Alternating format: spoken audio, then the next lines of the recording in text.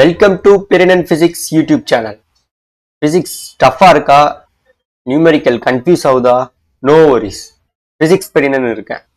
Simple explanation, easy numerical, full clarity. அதுக்கு நீங்க இந்த யூடியூப் சேனலை சப்ஸ்கிரைப் பண்ணுங்க, பெல் ஐக்கானை கிளிக் பண்ணுங்க.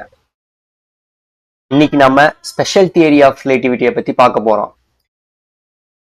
இந்த ஸ்பெஷல் தியரி ஆஃப் ரிலேட்டிவிட்டில இருந்து எக்ஸாம் பாயிண்ட் ஆஃப் வியூ, அதாவது சிஎஸ்ஐஆர், டிஐஎஃப்ஐ, ஜாம், ஏடபிள்யூ, ஸோ எந்த ஒரு காம்படிட்டிவ் எக்ஸாம்லையும் ஸ்பெஷல் தியரி ஆஃப் ரிலேட்டிவிட்டி இருந்துச்சுன்னா டாப்பிக்கு, அதுலேருந்து கொஷின்ஸ் கேட்டால் எப்படி நம்ம ஆன்சர் பண்ணுறது அப்படிங்கிற விஷயத்த நம்ம இந்த வீடியோவில் பார்க்க போகிறோம். ஸோ ஸ்பெஷல் தியரி ஆஃப் ரிலேட்டிவிட்டியில் மொத்தம் எத்தனை டாபிக் நம்ம பார்க்க போகிறோம்னா 7 டாபிக். அதில் ஃபர்ஸ்ட் நம்ம பார்க்க போகிறது vector addition in one dimension. ஒரு டைமென்ஷனில் நம்ம வெக்டர் அடிஷனை பற்றி பார்க்க போகிறோம்.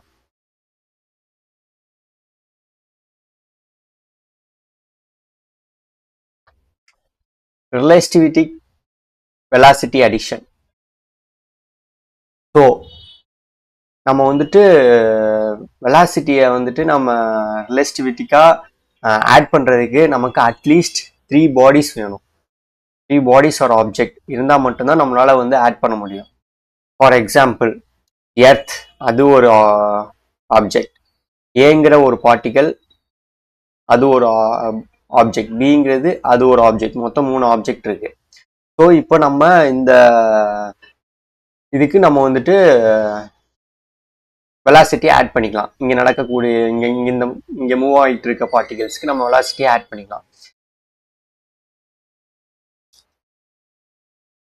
ஸோ ஏங்கிற பார்ட்டிகல் எக்ஸ் டைரக்ஷனில் மூவ் ஆச்சுன்னா வெலாசிட்டி பாசிட்டிவாக இருக்கும். இதே ஆப்போசிட் எக்ஸ் டைரக்ஷனில் மூவ் ஆச்சுன்னா வெலாசிட்டி நெகட்டிவ்ல இருக்கும்.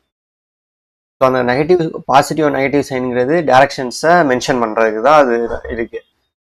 ஸோ இப்போ velocity of particle A with respect to earth என்னவா இருக்கும்? v1. Velocity of particle B with respect to earth v2 இருக்கும். இப்போ எர்த்துங்கிறது ரெஸ்ட் ஃப்ரேம். ஏங்கிற பார்ட்டிகல் எர்த்தை பொறுத்து மூவ் ஆகும்போது வெலாசிட்டி v1 இருக்கும். பிங்கிற பார்ட்டிகல் எர்த்தை பொறுத்து மூவ் பண்ணும்போது வெலாசிட்டி v2 இருக்கும். இப்போ இதுவே ஏங்கிற பார்ட்டிகல் ரெஸ்ட்ல இருக்கு, பிங்கிற பார்ட்டிகல் மூவ் ஆகுது. அப்போ velocity of B with respect to A என்னவா இருக்கும்? இப்போ பிங்கிற பார்ட்டிகல் ரெஸ்ட்ல இருக்கு, ஏங்கிற பார்ட்டிகல் மூவ் ஆகுது. அப்சர்வ் பண்றவர் எந்த ஃப்ரேம்ல இருக்காரு? பிங்கிற ஃப்ரேம் ஆஃப் ரெஃபரன்ஸ்ல இருக்காரு. ஸோ இப்போ velocity of A with respect to B என்னவா இருக்கும்னா,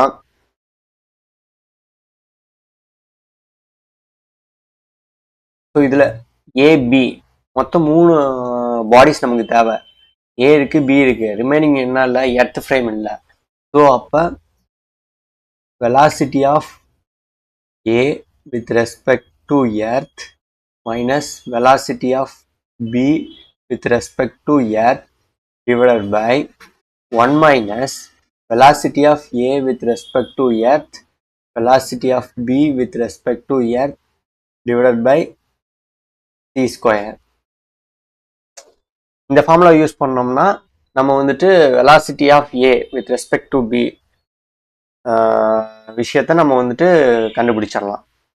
ஸோ இப்போ ஏங்கிற பார்ட்டிகல் ரெஸ்ட்ல இருக்கு, பிங்கிற பார்ட்டிகல் மூவ் ஆயிட்டு இருக்கு.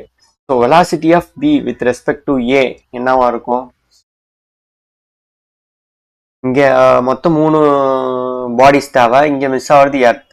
So velocity of B with respect to earth minus velocity of A with respect to earth divided by 1 minus velocity of p with respect to earth, velocity of a with respect to earth divided by c square. இந்த formula use பண்ணோம்னா velocity of b ஏல இருக்க observer measure பண்ணலாம்.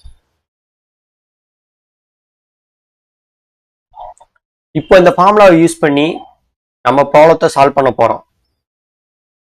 எப்படி solve பண்ணலாம்னு பார்க்கலாம் வாங்க.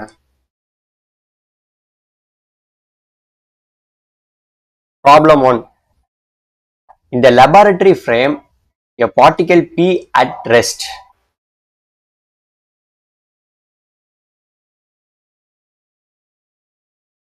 In the laboratory frame, a particle P of rest mass m0 is moving in the positive x direction with the speed of 5 by 19 c. என்ன சொல்றாங்கன்னா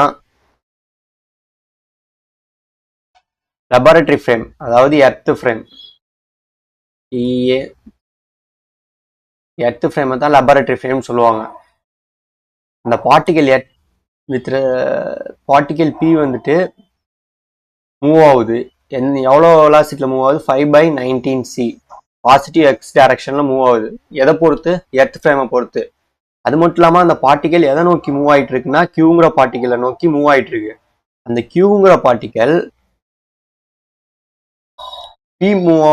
பி பார்ட்டிகல் மூவ் ஆகிறதுக்கு ஆப்போசிட் டைரக்ஷன் மூவ் ஆகிட்டு இருக்கு. அது எந்த வெலாசிட்டியில் மூவ் ஆகிட்டு இருக்கு? -2/5 c x cap. 2/5 c வெலாசிட்டியில் மூவ் ஆகிட்டு இருக்கு. ஏன் மைனஸ் சைன் போறோம்னா இது ஆப்போசிட் எக்ஸ் டைரக்ஷன் மூவ் ஆகிட்டு இருக்கனால நம்ம வந்துட்டு அங்கே மைனஸ் சைன் போடுறோம். ஸோ கொஸ்டின் என்ன கண்டுபிடிக்க சொல்றாங்க? Velocity of particle P with respect to Q. இதைத்தான் ஃபைண்ட் பண்ண சொல்றாங்க. நம்ம கொஸ்டின்ல என்ன கொடுத்துருக்காங்க? Velocity of particle P with respect to E. அது என்ன? 5 by 19 c. velocity of Q with respect to earth அது என்ன? -2/5 c. இந்த மைனஸ் சைன் எதுக்கு நம்ம மென்ஷன் பண்ணோம்னா இது ஆப்போசிட் டைரக்ஷன்ல மூவ் ஆயிட்டு இருக்கு.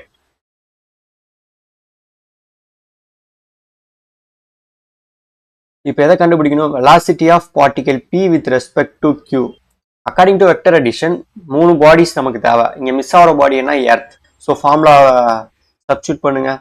velocity of particle P with respect to earth minus velocity of particle Q with respect to earth divided by 1 minus velocity of P with respect to earth velocity of Q with respect to earth divided by c square. இதான் formula. இங்க ஃபர்ஸ்டா இருக்கு பாருங்க, அதை எப்பவுமே first போட்டுருங்க. செகண்டா பாடிஸை செகண்டா போட்டுருங்க minus அங்கிட்டு. Okay, so is equal to velocity of P with respect to earth என்னவா இருக்கு? 5 by 19 c. So 5 by 19 c minus of velocity of Q with respect to earth என்னவா இருக்கு? -2/5 c இருக்கு. -2/5 c இருக்கு. divided by 1 minus 5 by 19 c minus 2/5 c divided by c square. So 5 by 19 c minus into minus plus 2/5 c. இது numerator. டினாமினேட்டர்ல என்ன வரும்? 1 minus into minus plus 5 2s are 10 19 5s are 95. இந்த c square இந்த c into c square cancel ஆயிரும்.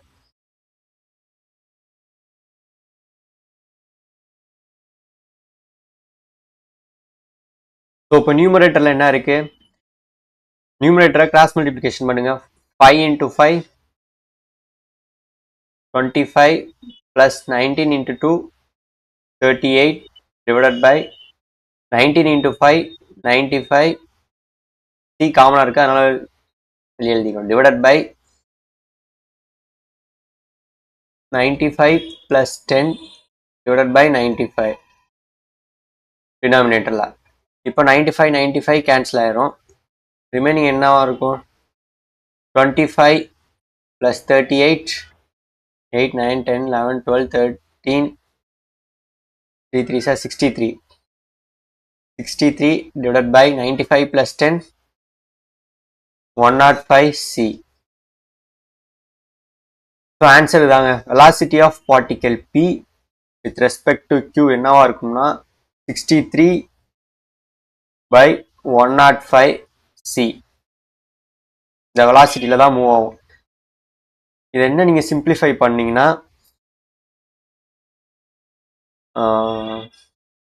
Three டேபிளால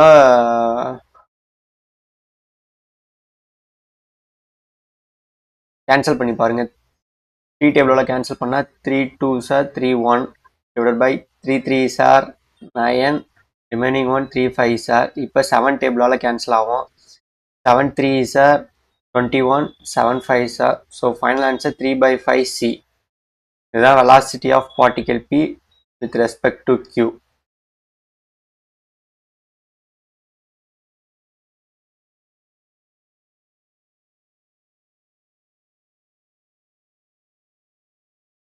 so next வீடியோவில் இதே ஃபார்முலாவை use பண்ணுறேன். பட் ஆனால் இந்த ப்ராப்ளம் சிம்பிளாக இருந்துச்சு. அடுத்த ப்ராப்ளம் கொஞ்சம் காம்ப்ளிகேட்டடாக இருக்கும்.